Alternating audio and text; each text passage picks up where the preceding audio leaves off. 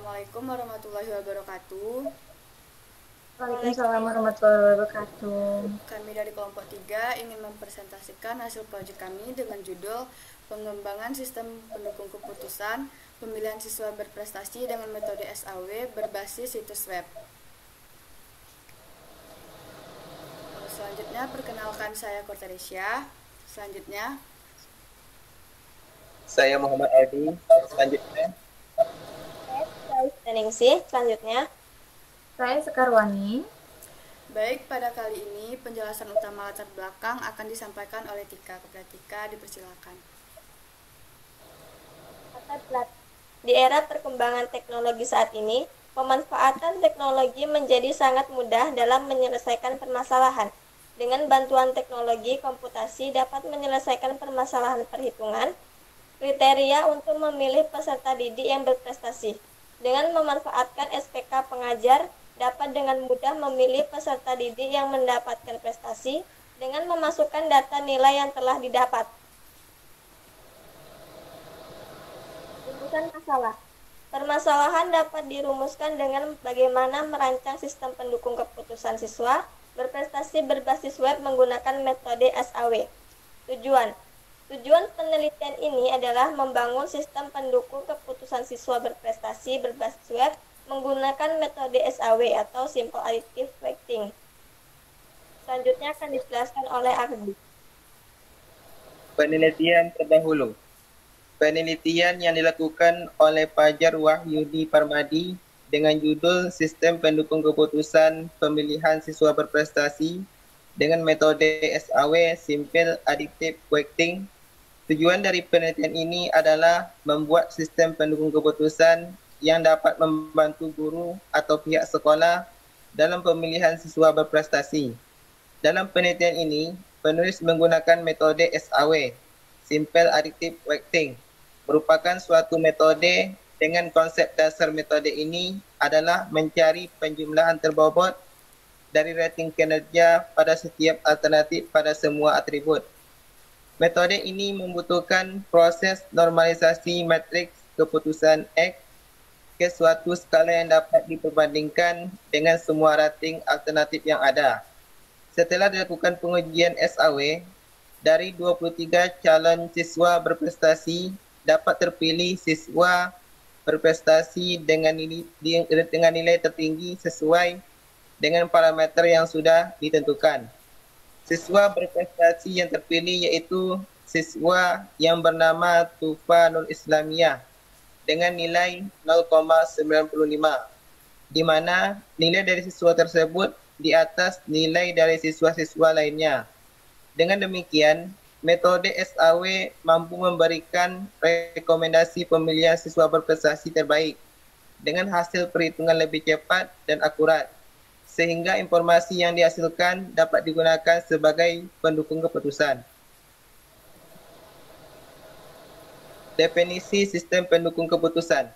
Sistem pendukung keputusan atau lebih dikenal dengan SPK atau bahasa Inggrisnya disebut Decision Support System, DSS, adalah sebuah sistem yang mampu memberikan kemampuan pemecahan masalah maupun kemampuan pengkomunikasian untuk masalah dengan kondisi semi terstruktur dan tak terstruktur. Metode SAW. Metode Simple Additive Weighting SAW sering juga dikenal dengan istilah metode penjumlahan bobot. Baiklah, selanjutnya akan disampaikan oleh Sekarwangi. Baik, saya akan melanjutkan pada tahap dalam mencari perhitungan pada metode SAW tersebut ya. Nah, yang pertama kita menentukan kriteria atau biasa yang disimbolkan dengan C. Yang kedua, menentukan bobot di setiap kriteria atau biasa disimbolkan dengan W. Dan yang ketiga, menentukan matriks keputusan atau yang disimbolkan dengan A. Yang keempat, menentukan matriks keputusan ternormalisasi atau disimbolkan dengan R. Yang kelima, menentukan ternormalisasi terbobot atau disimbolkan dengan V. Dan yang keenam, menentukan perankingan ke atribut ataupun alternatif. Next, kita masuk ke pengujian.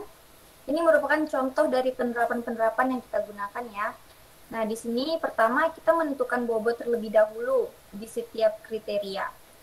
Yang mana kriteria yang akan kita gunakan ada beberapa ya, itu pun berbeda-beda dan setiap kriteria memiliki nilainya masing-masing. Misalnya kriteria pertama atau biasa kita simbolkan dengan C1 itu dengan bobot 0,35. Yang kriteria kedua ataupun C2 memiliki bobot 0,25. Kriteria ketiga itu memiliki bobot 0,25. Kriteria keempat atau C4 memiliki bobot 0,15.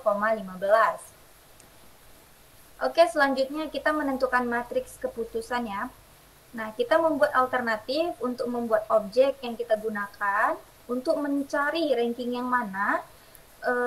Kami mencantumkan nilai alternatif dengan kriterianya masing-masing. Seperti kriteria dengan C1 memiliki alternatif yang kita sebut di sini A1 dengan bobot nilai 85 dan begitu pula selanjutnya. Oke. Kemudian kita menentukan matriks keputusan ternormalisasi. Dan di sini kita akan menentukan matriks keputusan ternormalisasi yang mana pada proses ataupun rumusnya. Contohnya kita ambil pada gambar sebelah kiri ataupun tabel sebelah kiri.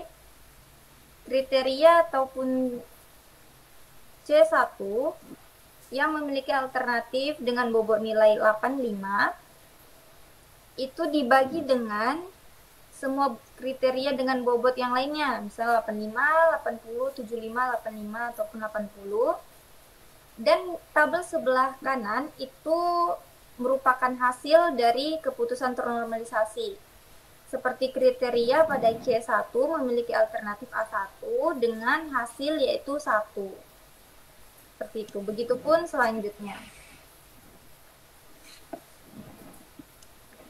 Next, kita masuk ke menentukan ternormalisasi terbobot.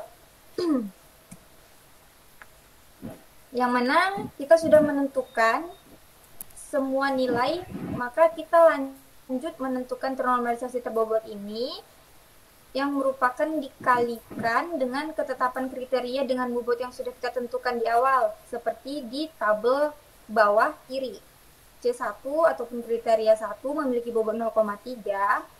Nah, seperti itu. Jadi hasil dari ternormalisasi sebelumnya dikali dengan ketentuan yang sudah kita tetapkan di awal tadi. Dan di tabel sebelah kanan kita sudah melihat hasilnya, yaitu A1 mempunyai nilai 0,63, A2 mempunyai 0,949, dan begitu seterusnya. Kemudian kita masuk ke rankingan. Rankingan ini hasil dari ternormalisasi sebelum-sebelumnya ataupun pencarian nilai kita yang awal dengan kriteria ataupun bobot yang sebelumnya. Nah, di sini di perankingan ini kita hanya mengurutkan saja di mana nilai yang paling tertinggi. Nah, nilai tertinggi bisa kita lihat pada A5 yaitu memiliki nilai 0,9794. Dan begitu pun seterusnya A3, A2, A1, dan A4. Begitu untuk perhitungan pada modul kami. Selanjutnya kita masuk ke situsnya langsung dan dilanjutkan oleh Kori Teresia. Baik, sebelum kita membuka sistem, kita terlebih dahulu membuka exam, lalu mengaktifkan Apache dan MySQL. Lalu kita ketikkan di sini localhost db_stk. Sebelum kita masuk pada sistem, kita diharuskan memasukkan username beserta password terlebih dahulu. Di sini telah kita buat sebelumnya pada database kita bernama dbSPK, yang mana pada dbSPK ini terdapat beberapa tabel. Yang pertama ada tabel admin, tabel alternatif, tabel bobot, dan tabel nilai. Baik, kita coba masukkan username terlebih dahulu.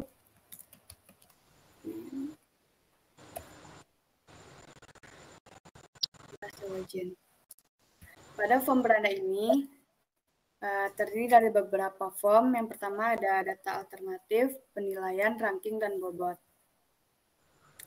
Kita bahas yang pertama terlebih dahulu, yaitu data alternatif. Data tersebut kita mempunyai 5 data. Di sini kita bisa menambahkan data, lalu mengedit dan menghapus data tersebut. Di sini kita coba tambahkan data. Kita tulis namanya, misalkan ini kelas, coba listnya satu-satu, kita simpan. Nah, data berhasil ditambahkan. Lalu kita masuk ke penilaian. Yang mana pada tabel penilaian alternatif ini terdiri dari nama, C1 rata-rata raport, C2 sikap, C3 absensi, C4 ekstrakurikuler. Di sini kita tambahkan yang pertama, contohnya angka 75. Selanjutnya sikap kita bikin 3, absensinya 5, ekstrakurikulernya 2. Lalu kita simpan. Nah, di sini ada pesannya nilai berhasil diperbarui. Di sini juga telah dibuat keterangannya. Yang pertama ada rata-rata raport, yang kedua sikap, yang ketiga absensi, dan yang keempat ekstrakurikuler. Selanjutnya, bobot akan dijelaskan oleh Aldi. Pada Aldi, dipersilahkan. Baiklah, pada bobot ini terdapat 4 kategori, yaitu yang pertama W1 rata-rata rapor, yang W2 sikap, W3 absensi, dan W4 ekstrakurikuler. Lalu di sampingnya terdapat angka, yaitu angka personan. Angka personan ini kita ubah ke desimal. 25% kita ubah menjadi 0,35, 25% kita ubah menjadi 0,25, 0,25% kita ubah menjadi 0,25, dan yang terakhir 15% kita ubah menjadi 0,15. Adapun bobot ini dapat kita ubah dan kita atur sesuai dengan yang kita mau. Baiklah, selanjutnya akan disampaikan oleh Sekarwangi. Oke, akan saya lanjutkan pada tahap ranking dari tiap alternatif, karena sebelumnya kita sudah menentukan beberapa nilai ya. Nah, kita masuk ke perankingan. Oke, bisa diklik mulai.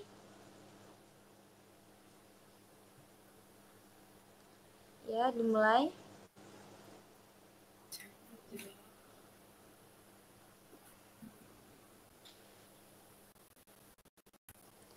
Nah, bisa dilihat pada tabel tersebut. Di sini kita sudah memiliki nilai-nilai dengan pengurutan yang sesuai. Di mana ranking ini tujuannya untuk mengurutkan nilai yang paling tertinggi itu berada pada atas. Nah, di sini ada siswa yang bernama Yono memiliki nilai 0,929, dan di sini dia merupakan nilai tertinggi dari siswa lainnya. Yang kedua yaitu Dika memiliki nilai 0,908. Yang ketiga ada Swiss. Nah, memiliki nilai 0,899. Yang keempat yaitu Tini dengan bobot nilai 0,806. Yang kelima Angga memiliki nilai 0,593, dan terakhir Yanto dengan nilai 0,493. Nah, setelah kita melakukan pengurutan pada form ranking, di sini kita sudah melaksanakan ataupun menyimpan data secara otomatis dari data alternatif, penilaian, bobot, maupun ranking. Oke, semuanya udah clear, udah disimpan. Kemudian dilanjutkan oleh Tika dalam form logout. Kepada Tika dipersilahkan.